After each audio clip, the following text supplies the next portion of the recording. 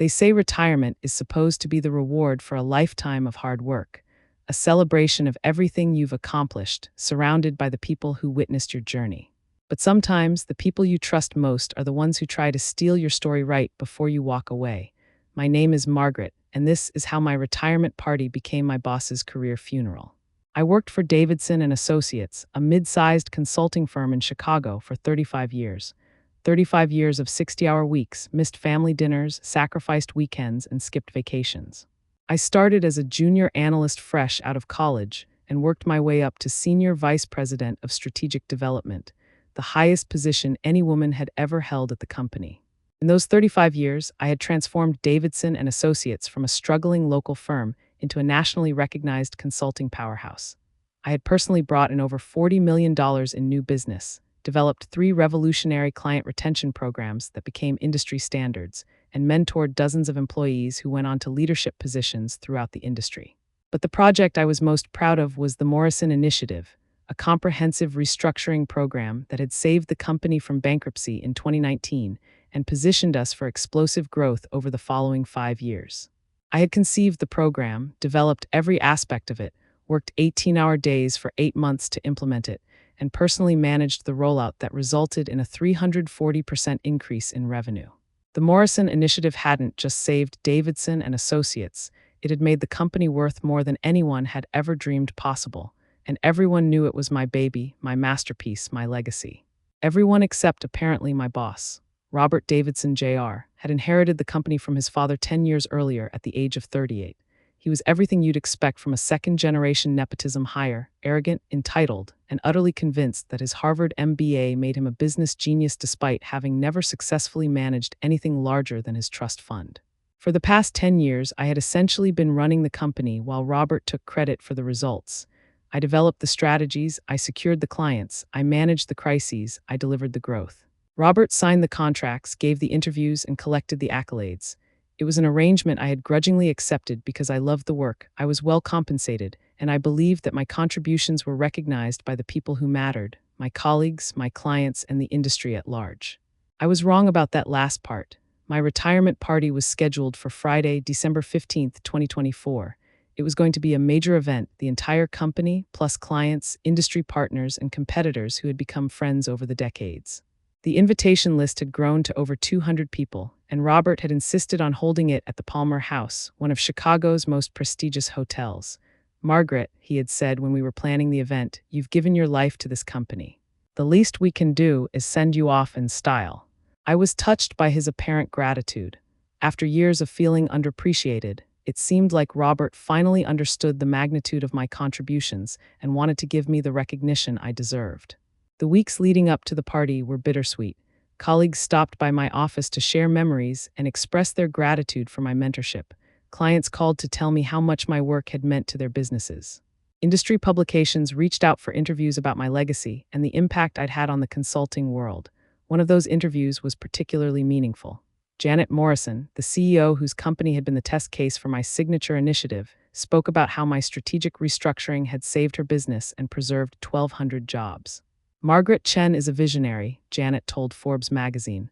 "The Morrison Initiative didn't just save my company, it revolutionized how we think about corporate restructuring.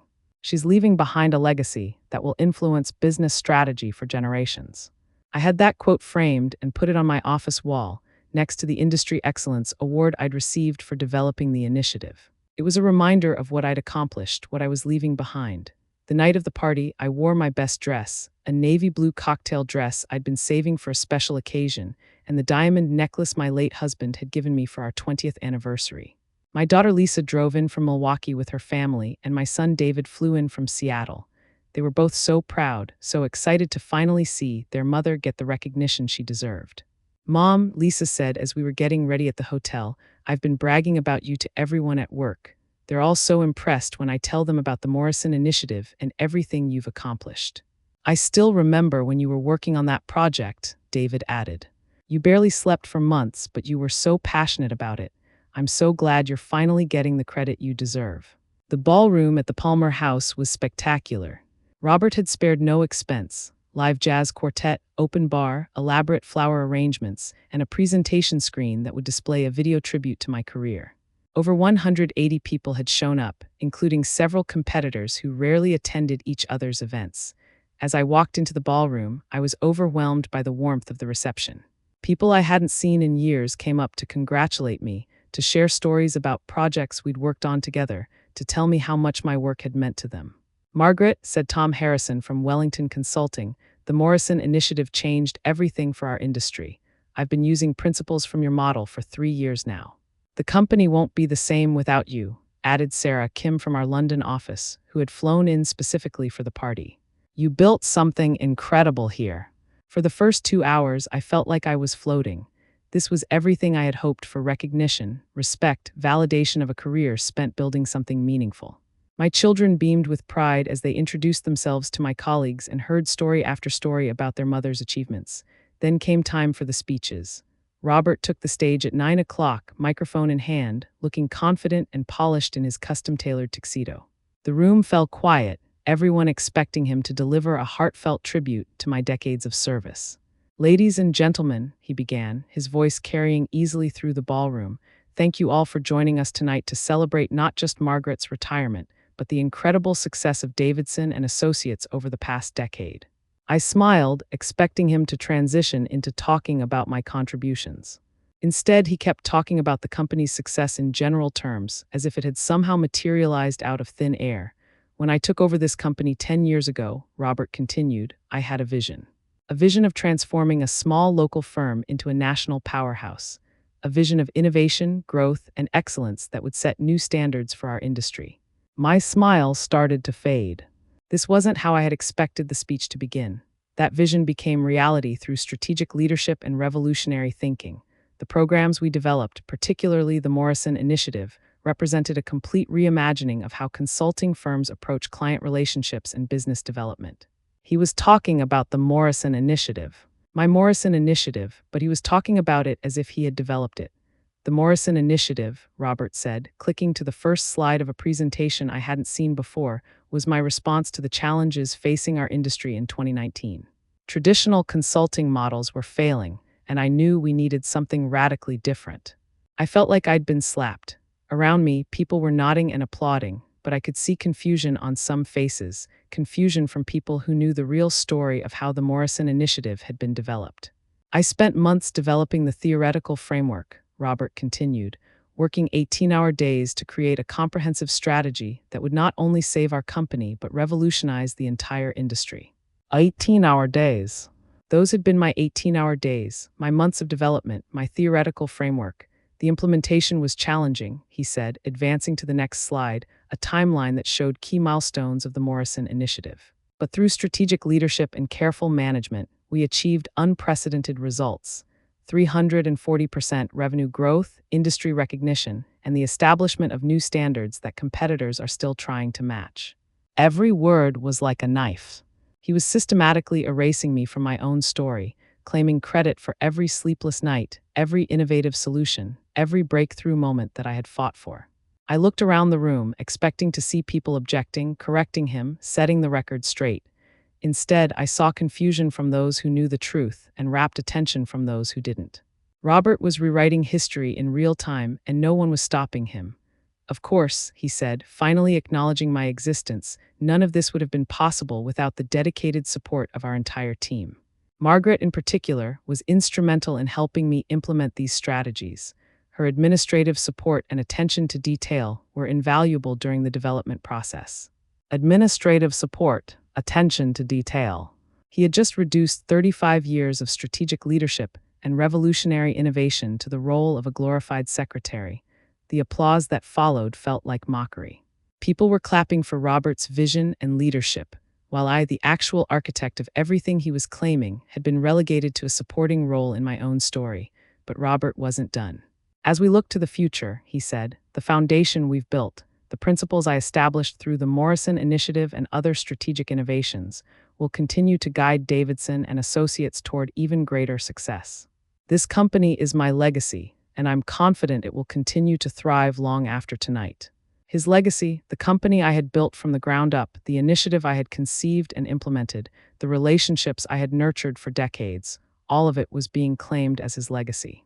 When Robert finally finished his speech and asked for another round of applause for Margaret's years of dedicated service, I felt hollow inside. The recognition I had hoped for, the validation I had worked 35 years to earn, had been stolen from me in front of everyone who mattered in my professional life. People came up to congratulate me afterward, but their words felt different now.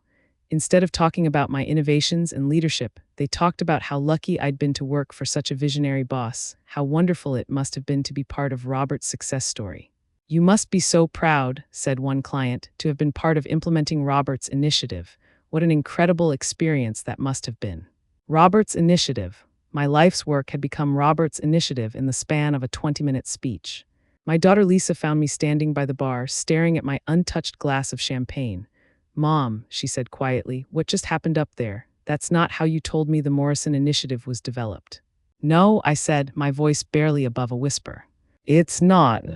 "Are you going to say something? Are you going to correct him?" I looked around the room at the sea of faces, all of them now convinced they had just heard the true story of Davidson and Associates' success. How could I stand up in front of 180 people and contradict the narrative they'd just been told? How could I accuse my boss of lying without sounding like a bitter retiree who couldn't accept that her role had been less important than she thought? "I don't think anyone would believe me," I said, but I was wrong about that, because as the evening wound down and people started to leave, several of my longtime colleagues approached me with similar concerns. "Margaret," said Jennifer Walsh, who had been my deputy during the Morrison Initiative development, "that speech was complete bullshit, and everyone who was here during 2019 knows it." "I have emails," said Marcus Rodriguez from our IT department. "Hundreds of emails showing that you developed every aspect of that program. I was the one backing up your files when you were working those 18-hour days Robert claimed he was working." "I have the original proposals," said Diana Foster, my former assistant.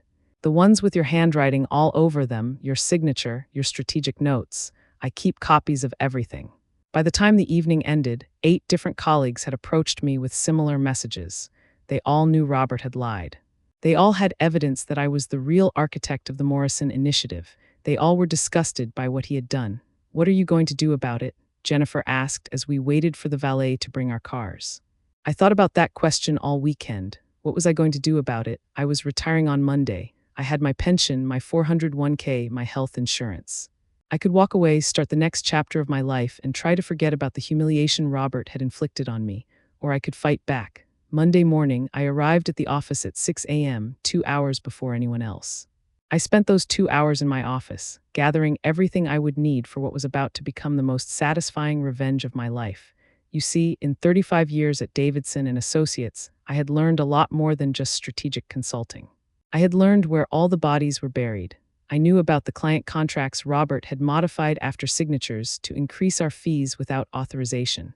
I knew about the employee time sheets he had doctored to bill clients for work that was never performed. I knew about the fake expense reports he had been filing for years, charging personal expenses to client accounts. I knew about the sexual harassment settlements the company had paid out, settlements that Robert had personally negotiated to keep quiet because the harassment had been committed by his golf buddies in management positions. I knew about the safety violations at our satellite offices that Robert had chosen to cover up rather than fix because addressing them would have hurt quarterly profits. Most importantly, I knew about the Morrison Initiative contracts, the real ones, not the sanitized versions that went into the official files. I knew about the kickbacks Robert had taken from implementation partners, the funds he had diverted from client accounts, the way he had systematically inflated costs to line his own pockets. I had kept quiet about all of it for years because I believed in the work we were doing, because I didn't want to hurt the employees who depended on the company for their livelihoods, and because I thought Robert's incompetence was balanced out by my competence. But Robert had crossed a line on Friday night. He hadn't just stolen credit for my work. He had tried to erase me from the story entirely. He had humiliated me in front of everyone I had ever worked with, and he had done it with a smile on his face. Now it was time for him to learn that some people are more dangerous when they have nothing left to lose. I started with the Morrison Initiative files. Every email, every proposal, every draft document that showed my role in developing the program. I compiled them chronologically, creating a timeline that made it impossible to deny who had actually done the work. Then I pulled the financial records, the real ones, from the locked filing cabinet in my office that Robert didn't know I had access to. Purchase orders, expense reports, contract modifications, bank transfers, everything that documented the financial fraud Robert had been committing for years. By 10 a.m., I had assembled a file cabinet worth of evidence that would not only prove Robert had lied about the Morrison Initiative, but would also demonstrate that he had been systematically defrauding clients, employees, and investors for the better part of a decade. At 11 a.m., I called Janet Morrison. "Janet," I said when she answered, "it's Margaret Chen. I wanted to thank you for the beautiful quote in Forbes last week." "Margaret, I was so sorry to miss your retirement party. How did it go?" "Actually, that's why I'm calling. There's something you need to know about what was said at the party and about the Morrison Initiative in general." I told Janet everything. About Robert's speech, about his false claims of authorship, about the real story of how the initiative had been developed. Then I told her about the financial irregularities I had discovered in the files related to her company's contract. "Janet, I have reason to believe that you were overcharged for implementation services, and that some of the fees you paid were diverted to unauthorized accounts." The silence on the other end of the line was deafening. "How much are we talking about?" she finally asked. "Based on what I've found so far, approximately $200,000 over the past 5 years. "Margaret, I need to see this evidence. Can you come to my office this afternoon?" By 3 p.m., I was sitting in Janet Morrison's conference room with her entire legal team, walking them through the financial records that documented years of systematic fraud. By 5 p.m., Janet had authorized her attorneys to file complaints with the State Attorney General, the FBI's White-Collar Crime Division, and the Illinois Department of Professional Regulation. But that was just the beginning. Over the next week, I reached out to every client I could think of who might have been similarly defrauded. I provided evidence to 12 different companies, all of whom discovered they had been overcharged for services, billed for work that was never performed, or charged for expenses that were later diverted to Robert's personal accounts. I also reached out to every employee who had been wrongfully terminated, harassed, or discriminated against during Robert's tenure. I provided them with documentation of cover-ups, falsified records, and illegal settlements that could support wrongful termination and civil rights lawsuits. Most importantly, I reached out to the business journalists who had covered Davidson and Associates' success story over the past 5 years. I gave them the real story of the Morrison Initiative, complete with documentation that proved who had actually developed it. The first article appeared in Crane's Chicago Business on Thursday morning. The headline read, "Davidson and Associates CEO accused of taking credit for employees' work, financial irregularities under investigation." By Friday afternoon, the story had been picked up by the Wall Street Journal, Forbes, and Harvard Business Review. The narrative had shifted from Robert's visionary leadership to questions about corporate fraud and stolen intellectual property. By the following Monday, Robert's life had completely unraveled. The State Attorney General announced a formal investigation into Davidson and Associates' business practices. The FBI raided the company's offices, seizing financial records and computer files. 3 major clients canceled their contracts, citing concerns about billing irregularities. Robert tried to contain the damage by issuing a statement claiming that any irregularities were the result of administrative errors by former employees. He didn't mention me by name, but everyone knew who he was trying to blame. That was his second mistake, because while Robert was busy trying to throw me under the bus, I was busy sharing evidence with reporters that not only proved my innocence, but demonstrated that he had personally authorized every fraudulent transaction under investigation. The coup de grace came when Marcus Rodriguez, our IT director, came forward with 5 years' worth of email backups that showed Robert's direct involvement in covering up financial irregularities and harassment complaints. "I kept everything," Marcus told the Chicago Tribune. "Every email, every file transfer, every deleted document. Margaret Chen was the most ethical person in that company, and watching Robert try to blame her for his crimes was the last straw." Within 3 weeks of my retirement party, Robert Davidson, Jr., had been fired by his own board of directors, arrested on charges of fraud and embezzlement, and served with civil lawsuits totaling over $8 million. The Morrison Initiative was publicly credited to me in every subsequent article about the case. Harvard Business Review published a detailed case study of the program, correctly identifying me as its architect and Robert as a cautionary tale about toxic leadership. But the moment that gave me the most satisfaction came 6 months later, when I received a call from the new CEO of Davidson and Associates, Jennifer Walsh, my former deputy, who had been promoted to replace Robert. "Margaret," she said, "the board has asked me to extend a formal apology for what happened at your retirement party. We're also establishing the Margaret Chen Innovation Award to recognize employees who demonstrate the kind of strategic thinking and ethical leadership you embodied throughout your career. And one more thing, she added. We're renaming the Morrison Initiative. From now on, it's officially called the Chen Protocol. The Chen Protocol, my life's work finally had my name on it. I never went back to Davidson and Associates, but I didn't disappear either. I started my own consulting firm, specializing in corporate restructuring and ethical business practices. Within a year, I had more clients than I could handle, including several companies that had left Davidson and Associates after Robert's scandal broke. Janet Morrison was my first client. She hired me to clean up the damage Robert had done to her company's financial systems and to develop new policies to prevent similar fraud in the future. You know, she said during one of our early meetings, I always suspected Robert wasn't the real brains behind the initiative. The way he talked about it never matched the sophistication of the actual work. Why didn't you say anything? I didn't have proofs. And honestly, I didn't want to believe that someone would steal credit for work like that. It seemed too petty, too small.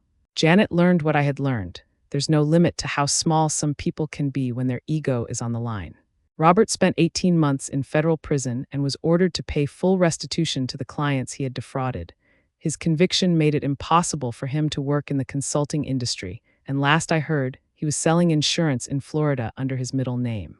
His attempt to steal my legacy had cost him everything: his career, his reputation, his freedom, and his future. The man who had tried to erase me from my own story had instead erased himself from the industry we'd both worked in for decades. As for me, I'm busier now at 62 than I was at 40. My consulting firm has grown to 12 employees, all of them people who believe that good work speaks for itself and that giving credit where it's due isn't just ethical, it's smart business. I still think about that night at the Palmer House sometimes. The humiliation, the shock, the feeling of being erased from my own story, but I also think about what came after. The investigation, the vindication, the moment when the truth finally emerged and my real legacy was restored. Robert thought he could steal 35 years of my work in a 20-minute speech. He thought I would walk away quietly, too polite or too defeated to fight back. He thought wrong on both counts. I didn't just take my pension back, I took everything. My reputation, my legacy, my rightful place in the history of our industry. And in the process, I took away everything he had stolen from me and everyone else. Have you ever had someone try to steal credit for your work? Have you ever watched someone rewrite history to make themselves the hero of your story? Tell me in the comments below. I read every single one, and sometimes the best revenge is simply knowing that other people see the truth. And if this story resonated with you, if it reminded you that the truth has a way of surfacing even when it's buried under lies and ego, please hit that subscribe button. Share this video with someone who needs to hear it. Sometimes the most powerful thing we can do is remind each other that our work matters, our contributions count, and no one has the right to erase us from our own stories. Remember, retirement doesn't mean disappearing. It means finally having the freedom to tell the truth without worrying about the consequences. And sometimes that truth is more powerful than any lie someone tells about you. Robert Davidson, Jr. thought my retirement party was his chance to claim my legacy as his own. Instead, it became the beginning of the end of everything he had built on a foundation of lies and stolen credit. Because in the end, you can't steal someone's life's work by giving a speech. You can only reveal who you really are, someone small enough to try. Thanks for listening to my story. Don't forget to like and subscribe, and I'll see you in the next video.